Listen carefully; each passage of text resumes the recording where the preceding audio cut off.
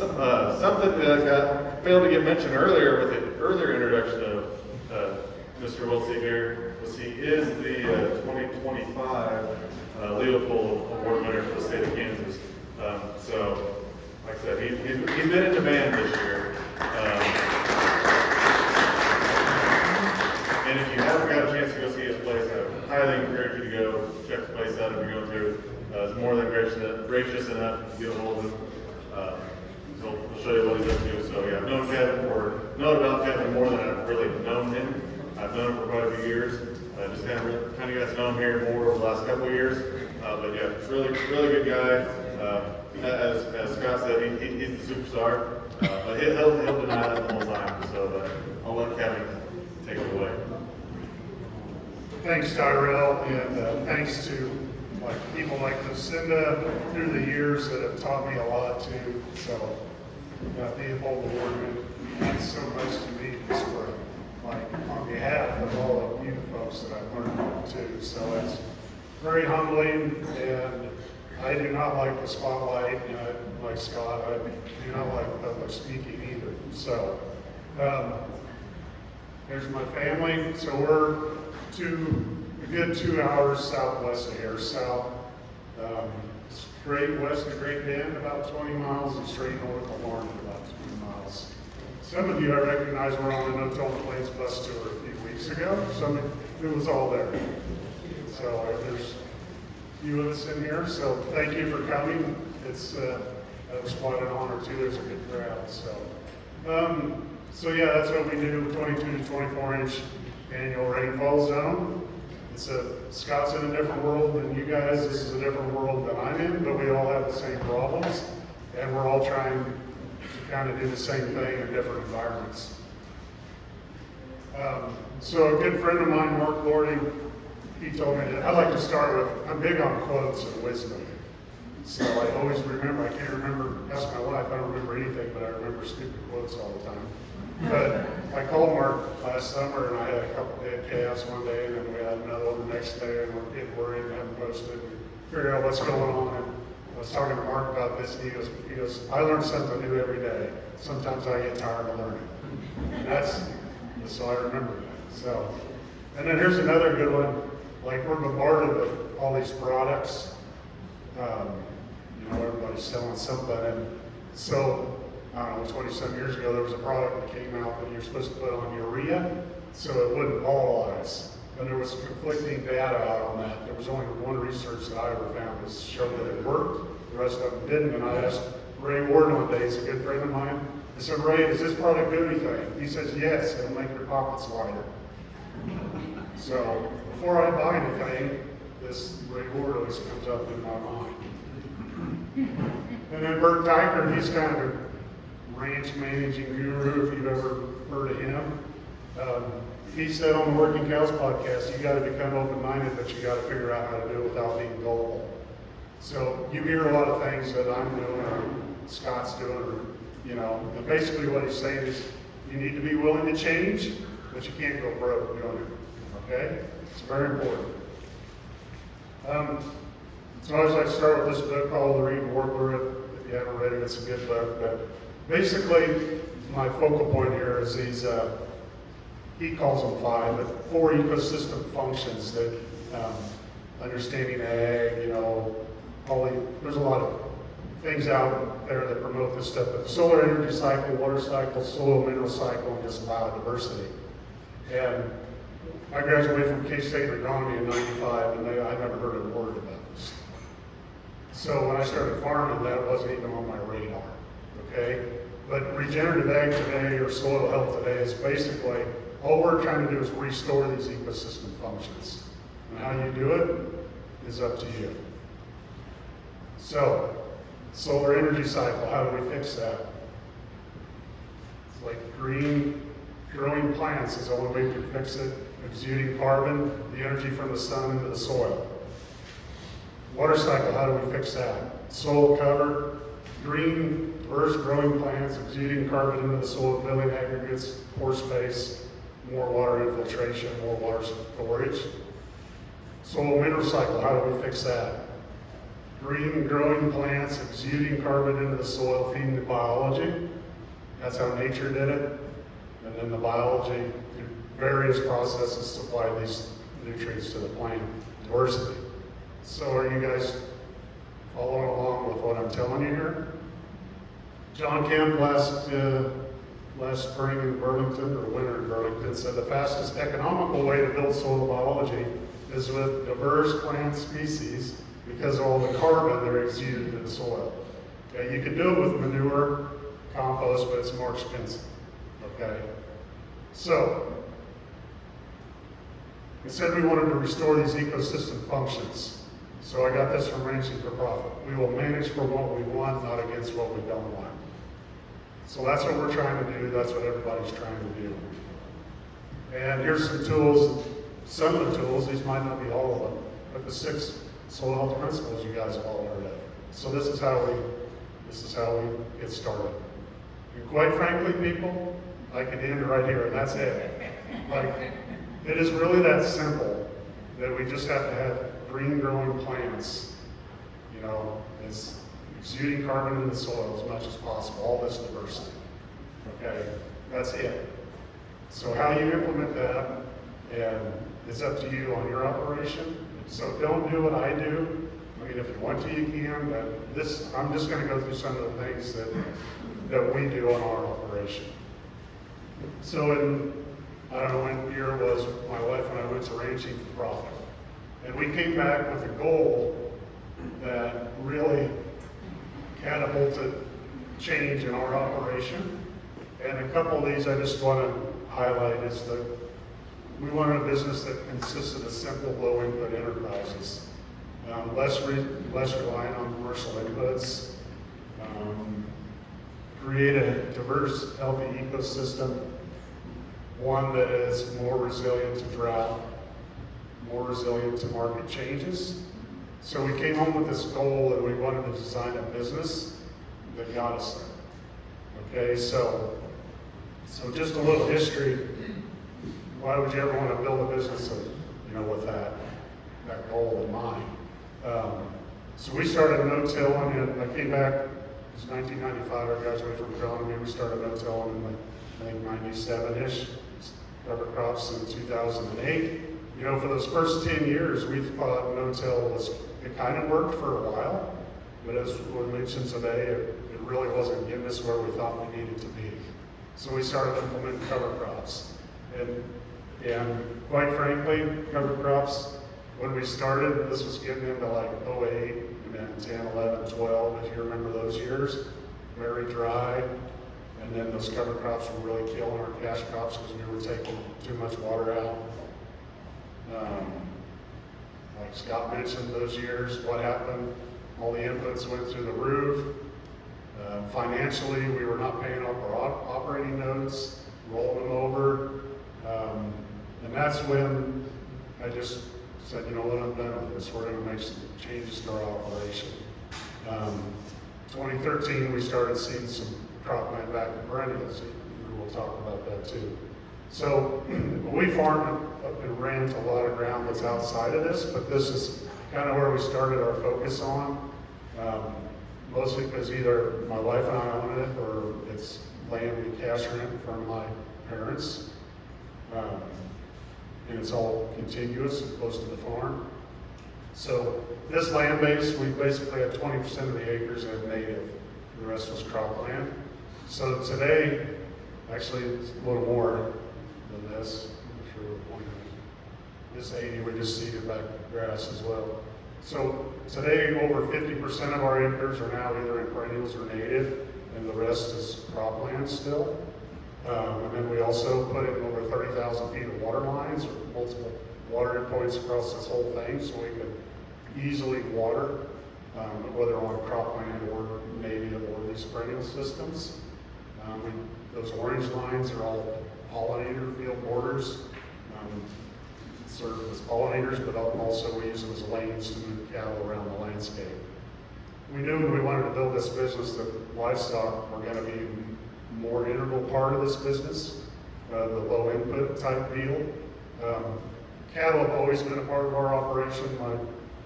And I'm the fifth generation, and cattle have always been, a part of it. So that's what it looks like today. We spent a lot of time and money and infrastructure and fence and water to get where we are today. Man, I'm so glad we did it. So just real quick, we'll go to school on animal unit days per acre, mostly because I show a bunch of that on my presentation so you can get an idea of how much we're actually harvesting, because that is your yield. Like bushels per acre, this is your yield, okay? So animal unit, 1,000-pound animal is what we go by. And Ben had asked me a little bit about profitability, and I just want to touch on this briefly. So this is how we do it. Our operation, we have a lot of enterprises in the livestock sector. We have cow-calf, we do retained bred heifer program, we do grass-fed beef, we have stockers, and we'll bring in custom cattle if we need to, or if we have the forage to do it. So if you try to break that all out, it gets pretty blurry, pretty muddy, like trying to figure out, what expenses go where, what income's coming in from where. So several years ago, my wife and I, we came up with this little formula, I guess. So and Ranging for Profit will teach you about gross product and all that stuff, direct cost, gross profit. So I want to know gross profit, and we just do an average across our operation. So the livestock entity is just one, okay? So gross profit is all your livestock sales minus any purchases plus or minus value, changes in your value of your livestock.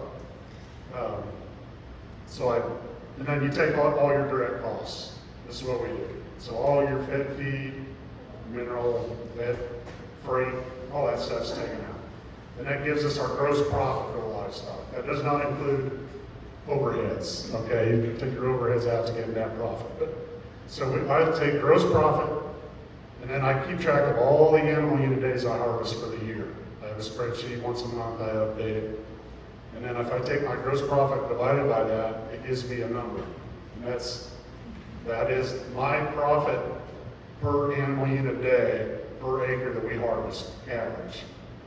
So then when we take cover crops or whatever we're grazing, I know, like say it's $2.50, I know that across the average of my farm, those livestock contribute $2.50 per animal unit day per acre to my operation.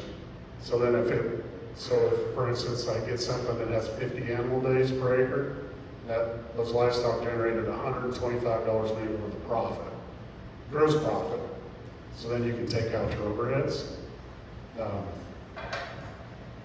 Yeah, I could go on and on about this, but anyway, cover crops and livestock integration for us are key. We knew for cover crops for us to work in our environment, we're going to make money on them, and that's where the livestock come in. Soil health benefits, we fill gaps in our forage plan, high quality forages, the time of year where perennials and our natives are not high quality, allows us more rest, profitable, diversity we talked about a little bit out in the field today is important, and then testing as well, like testing for nitrates in your cover crops. Just some tips and hints. And just briefly, I'll just tell you how we use cover crops, okay? And I'll tell you how we use cover crops 90% of the time, because we've done a lot of stuff and failed, and we're not going to get into that, but unless you want to. But so we always put in cover crops following like the cereal harvest, wheat or trait failure or rye type stuff. It's pretty easy to do. 45 animal days per acre. We're always very cautious to leave a lot behind too. The soil cover is critical. So if we can get it right behind the combines, that's what we like to do. And a lot of times we don't even have to make a herbicide pass or something. The combines go through and we're seeding. That hasn't happened in the last several years because of drought. Our wheat's so poor and thin that we have huge flushes of weeds coming first. And sometimes it's so dry we have to wait and plant fall cover crops, a fall mix or something. And I honestly like a little bit of both. It just gives us different quality forage at different time of the year. 65 animal days per acre, that was in 21. 21, the summer of 21 is when it quit raining for us, and we've been below normal rainfall ever since, okay? So that's pretty good. You can make good money at 65 animal days per acre and follow that with a milo crop. We do a lot of full season cover crops or forage crops like what we saw today. I used to plan on about 1 acre per cow, and that was kind of our drought plan, gave us winter stockpile, gives us flexibility when we want to use it. The last several years, we've kind of went to 2 acres per cow just because of the drought we've been in. And it's really safe. It's like, well, some of you that were out in our country, like the neighbors, they're done. Like their grass has been overgrazed for 5 years. The calves are getting sold. I don't know where they're going with the cattle. Okay, but we still have a lot of grass in front of us still, plus all these cover crops. But that was 22, which was an incredibly dry year for us. And we had 66 animal days per acre on that, which works financially for us. And I want to show you what it can look like in a good year. That was 2017. But then that's this year. Okay, that was August 7th. Like, we won't get 30 animal days out of this stuff, I don't think. So our grazing plan is, we are adjusting on the fly with our grazing plan right now. So, we had 8 inches of rain in June. We had like 80 hundredths in January, nothing up till the end of May, and then a wet June. And then July 4th, it's bad when you remember this stuff. July 4th, we had 46 hundredths in the morning, and that was it until the 13th of August. Right after that tour, we had 66 hundredths and then 39 in the morning. So, things are greening up a little bit. This is, again, full season cover crops. This is a winter stockpile though, we use it. 24, 76 animal days per acre. Diversity is key. I took this on Christmas morning when I moved cows. And I will mention on cover crops, I did mention out in the field, but we are moving these cattle every day on these cover crops, okay, all they want. Diversity in there, so those cows are selecting for the collars in there, getting their protein.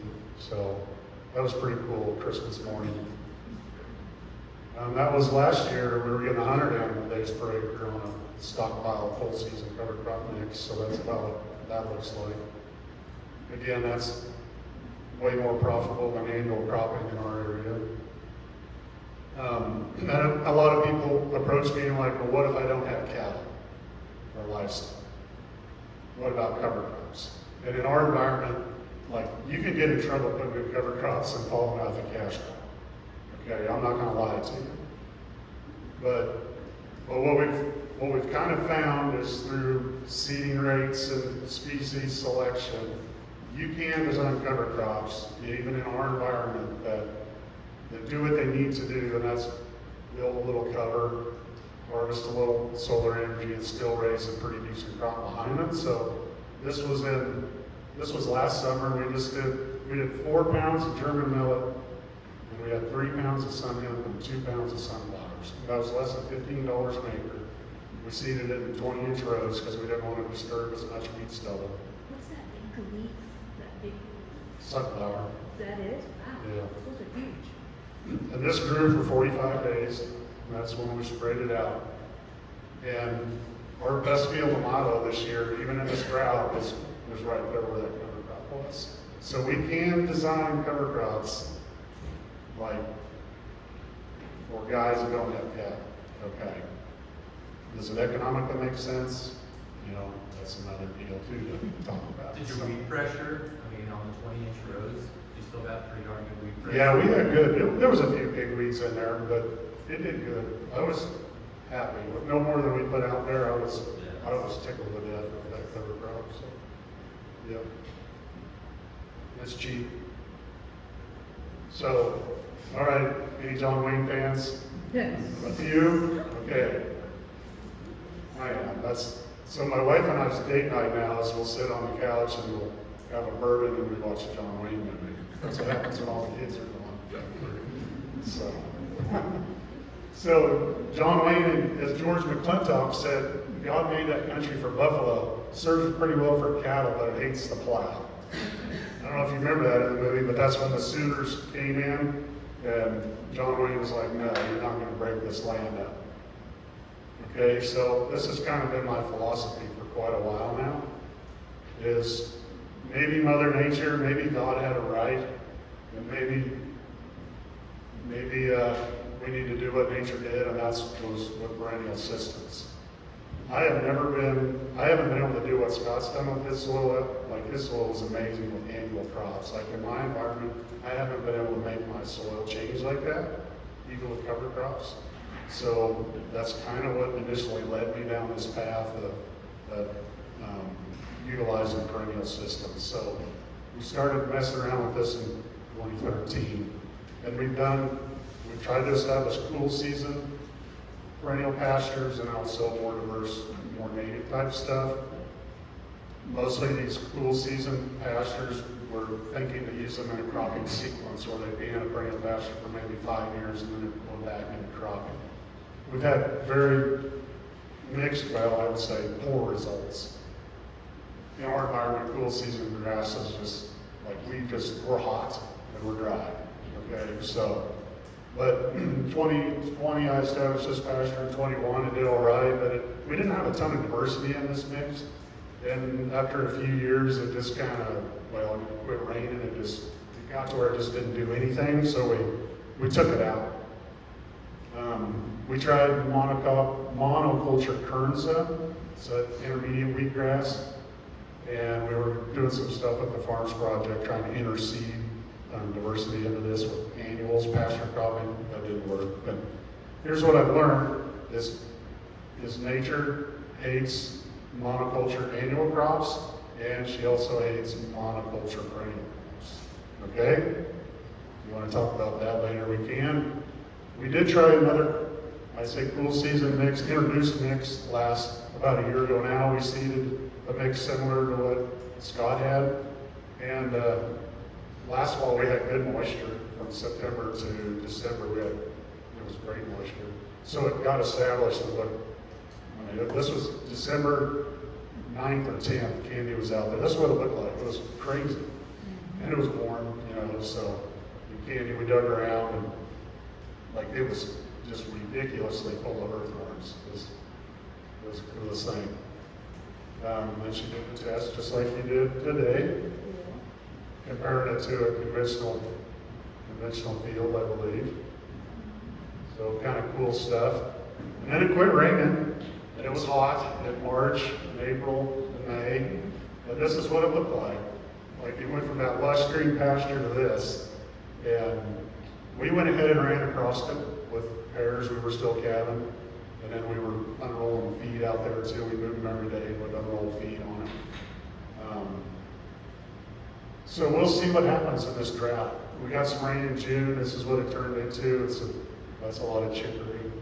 And we're actually mowing that right now, mowing it all.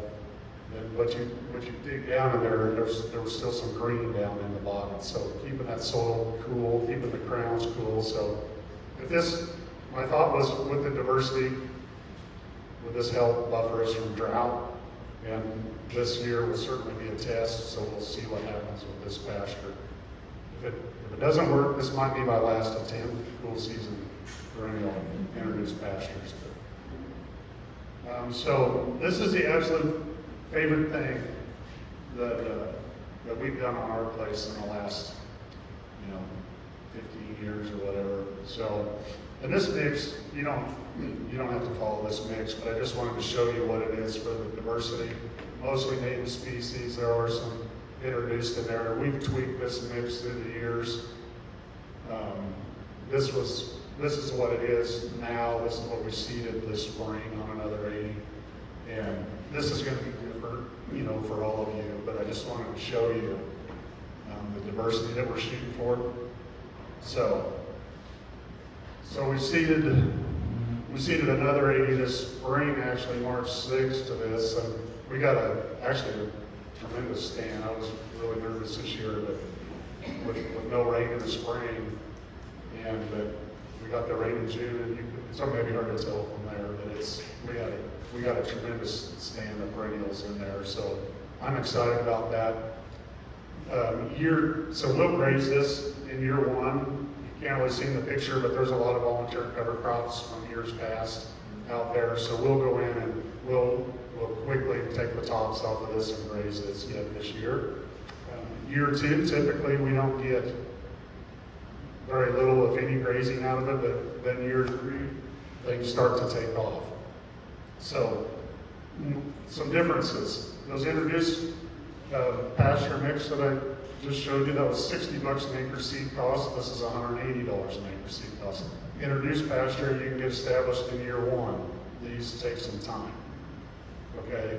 But what we have found at our place is these pastures outperform anything we've ever done. They outperform the community. Okay? So, and it's just all that diversity and native species in there. So, and this is my favorite thing to do on the farm is move cattle. And this in the spring when it looks like this, like it is. Talk about healing your mental health. This will do it. So, and just quick pictures of some of this. These are all different fields. You know, this was a third year on 30 animal days. Again, managing our grazing. We're moving cattle every day. We got the infrastructure in place to do it. 54 animal days, that was a third year. A little later in the season, another pasture we seeded that was 30 animal days. This was year 3. So this is what it looks like. That was July 31st this year. I will say that like where they're standing today, we grazed late last year, so there was very little. We wouldn't have put cattle out there this spring, like there was nothing there. But with that 8 inches of rain in June, this is what we grew. Okay, so today we're still on here, we're taking 45 animal days an acre off, which is less than we have been. We've been 50 to 60 pretty consistent. But considering the year, I'm pretty pleased with what we've done. So it's dry, but the cattle are still doing really well. So this was a year ago. This was our grass-finished beef on a pasture in our coming yearly heifers. We were at 60 animal days. And I feel like if we can get to 60 animal days per acre on this type of system that we'll meet, in my environment, I'll be annual cropping 10 years out of 10. Like, there's going to be a few years that we can make more money on annual crop, but not with the consistency of this, okay? That's what we do on daily moves. That's the kind of impact we're getting. This was the same exact spot last year after it had a little time to recover. Okay? Recovery is key in these native systems. This was just monoculture Kernza in May 22, really drought stressed. This is what it looked like June 10th. We didn't harvest the Kernza that year. We ended up paying it because it was so drought stressed. It doesn't look too bad in this picture. But, okay, same day, half a mile away, this is a diverse perennial mix that was absolutely thriving. And then another field the same day, half a mile apart. That's the kind of forage production we get. So it's pretty cool. And a lot of this stuff, I show you like these good pictures and bad pictures. But that's what we face. Like here or wherever you're at, you're going to face times of drought, times of flood. Like how do you design a system that takes advantage of the rainfall when you get it? Like corn and beans, not so much. Okay? These native systems, whenever we get the rain, we're going to take it in and we're going to grow something. Okay? So that was in April 23, really dry again. We sold a bunch of heifers that year. We were supplementing protein on this stuff. And then it started raining early that year in May. And we went from this to this. Like, we've been lucky up until this year. This year we got rain in June. The previous 4 years have been really dry, but we got rain in May and June. And that's grown all the forage we need for the year in those months. Just quickly about recovery. This was this spring this was cropland seeded back to perennials. We seeded this field in 2014. Diverse mix. This field, pasture rested for an entire calendar year last year. So this has 22 months of rest on it. So this spring, we go on this pasture, and we immediately are taking, this is the only pasture we have that's greening up because of the rest and the recovery that we've had. So immediately when we go in, we're taking 45 animal days per acre, and as we got a few rains in June, we get up to nearly 60 animal days per acre.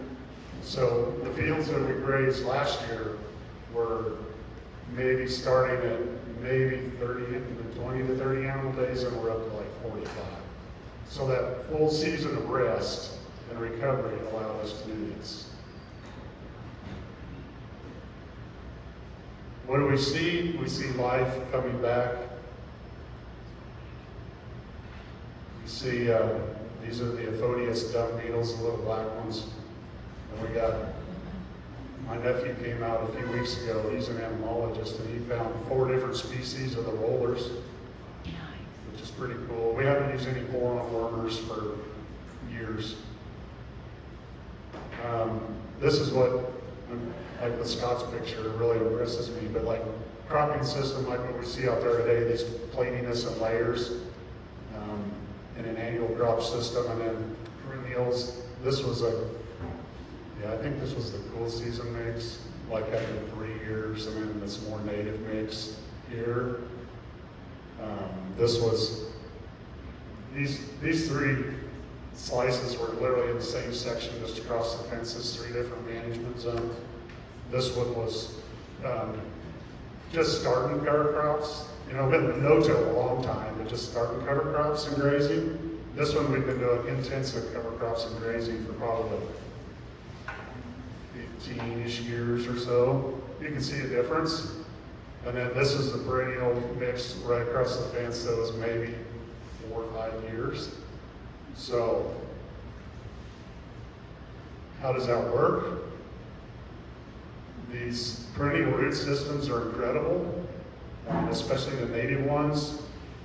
And what we see is this aggregation building deeper into the profile.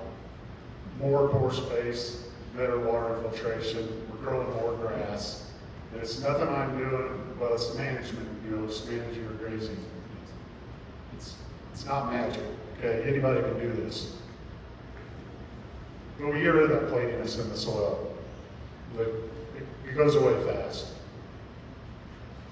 Jay Fuhrer was out, this was in the winter, I can't remember what year it was. This was January, it was cold and dry.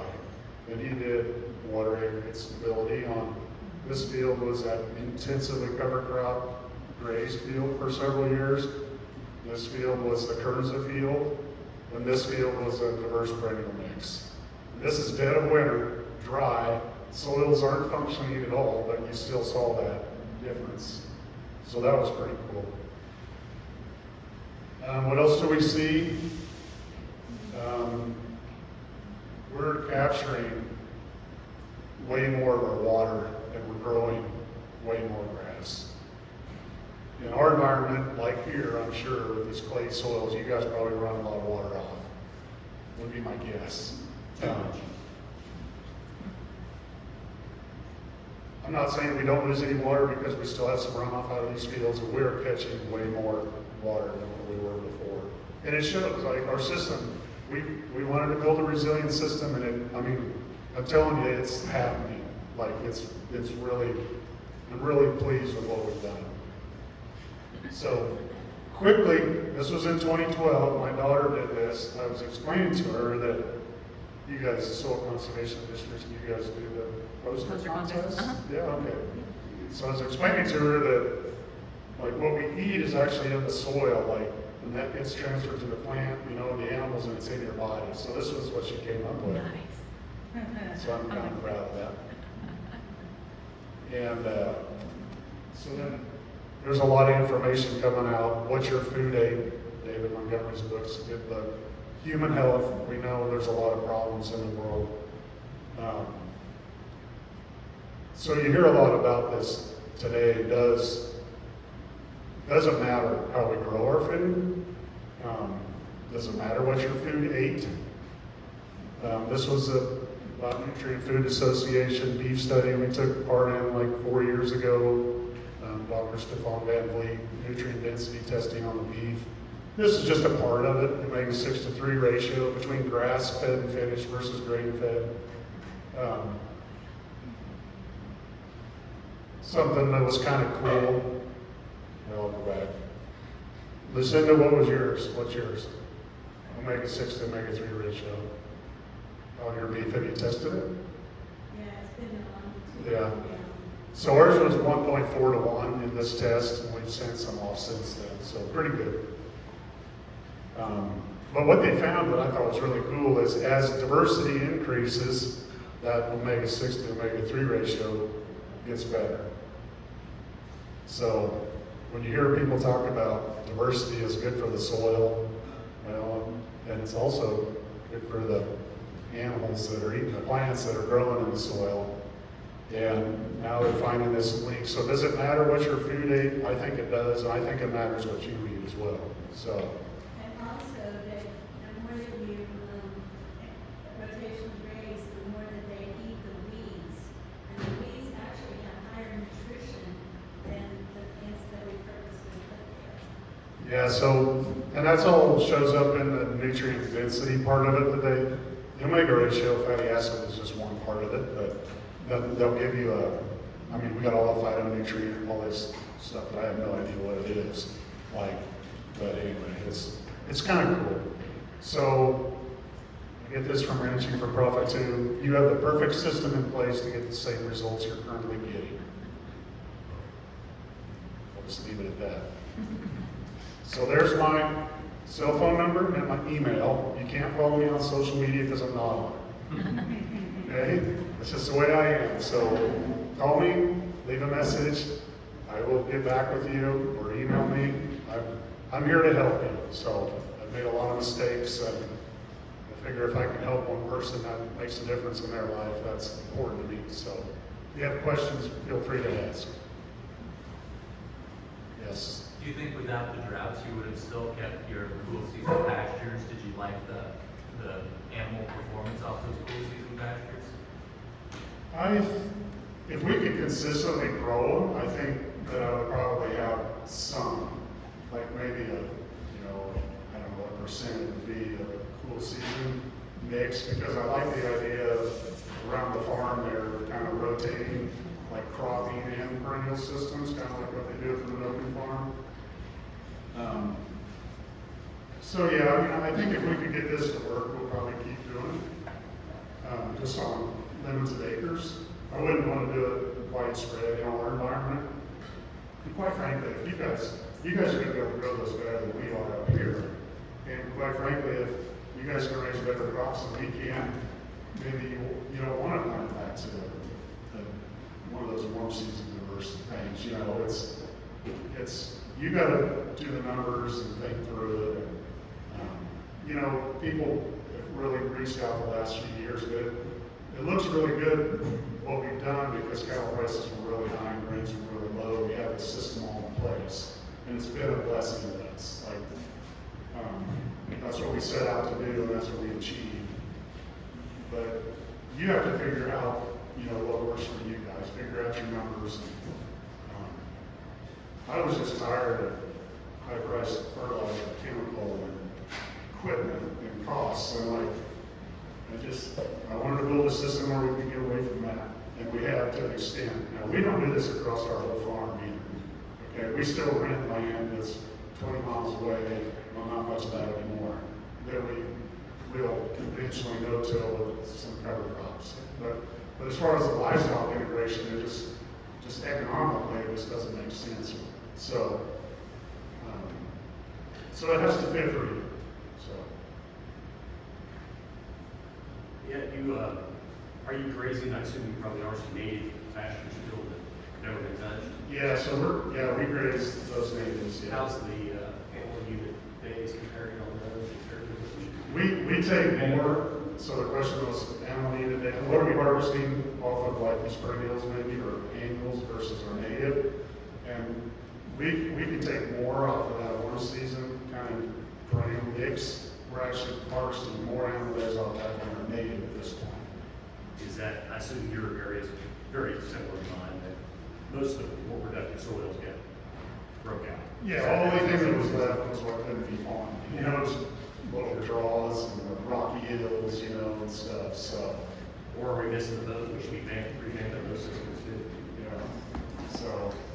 Well, and I think that our native system, you know, we've only been decently managing grazing it for us, 10 or 15 years, you know, it was only set stock for 140 years. So, I mean, it's been degraded over time, so it's gonna take time to get it, you know, to get it back to where we want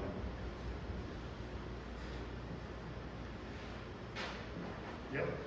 Do you have pounds or inches on how much residue you'd like to leave out there on any of your systems? Not per se, I mean, it's crucial for us to leave cover. So right now, like the picture I showed that we were so dry, like now we're taking 45 animal days. I'm confident that we could probably be taking 50 to 60 off that if we were supplementing protein, but we wouldn't be leaving much.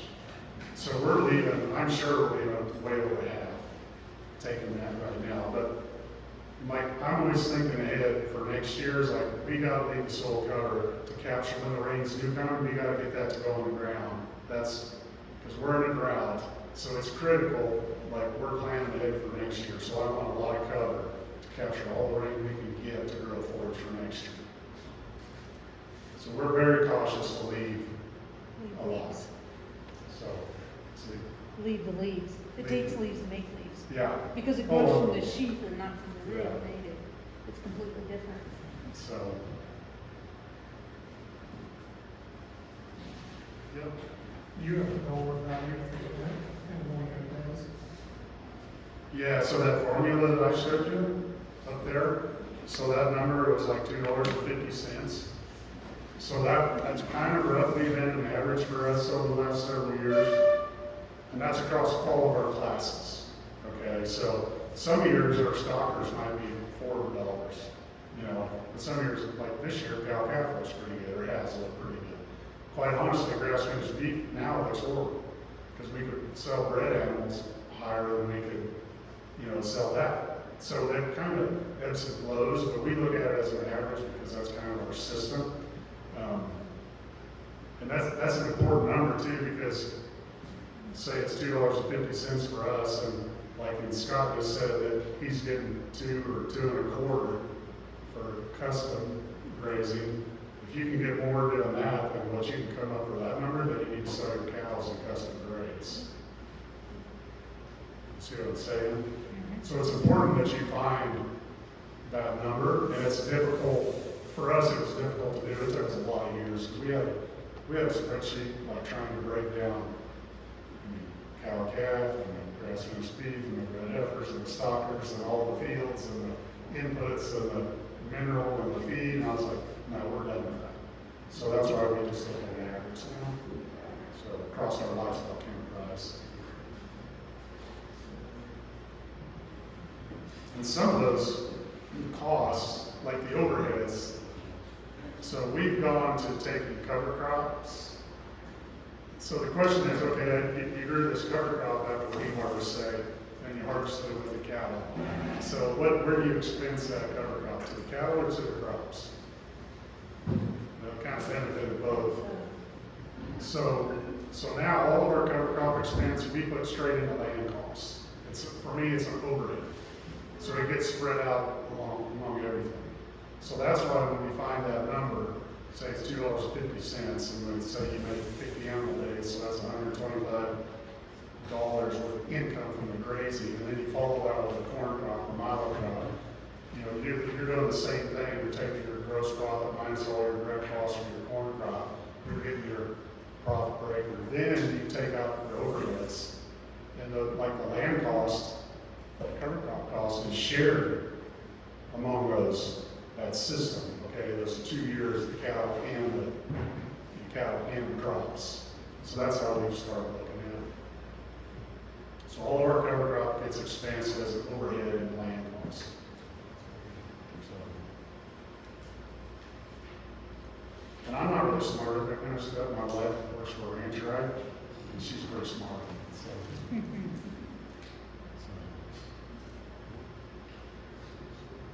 Any other questions now? Yep. On the current, this, you kind of broke everything down on a cool season and warm season. Would you do any experimenting with maybe interseeding a warm season and the so you're utilizing two seasons in there? Yeah, so that was our project we were doing, not perennials, annuals. So we established the Kernza, and then my research deal was we were going to pasture crop, eat diverse annuals into the Kernza. So year one, we harvested the Kernza for grain, for seed. It did really well. It was very profitable. And then they wanted us to, we took off the residue and put it in a bale. And then we seeded a diverse, warm season cover crop mix into that. And it quit raining in 21, and it was 0. So we did it again in 22, and it was a 0 in my environment. Okay, if this was under center pivot, I think it would work. Or if it's in an area that gets more rainfall, it would work. But kind of my philosophy is, okay, if I do this, I think about these things I'm trying out, like, okay, if I do this practice, let's say we do it 10 years in a row, how many years is that going to work? You know, the pasture cropping deal in the Kernza was maybe we're 3 years out of 10. So does it pay for me to do that practice 10 years out of 10? No, so I quit doing it. So that's my thought process, but yeah, we did try it, and it didn't work. We tried pasture cropping into other cool season pastures, with warm seasons, we tried pasture cropping cool season cereals in the warm seasons, and we just can't, in our environment, yeah, maybe 2 years out of 10 you can get something to work. We just don't do it.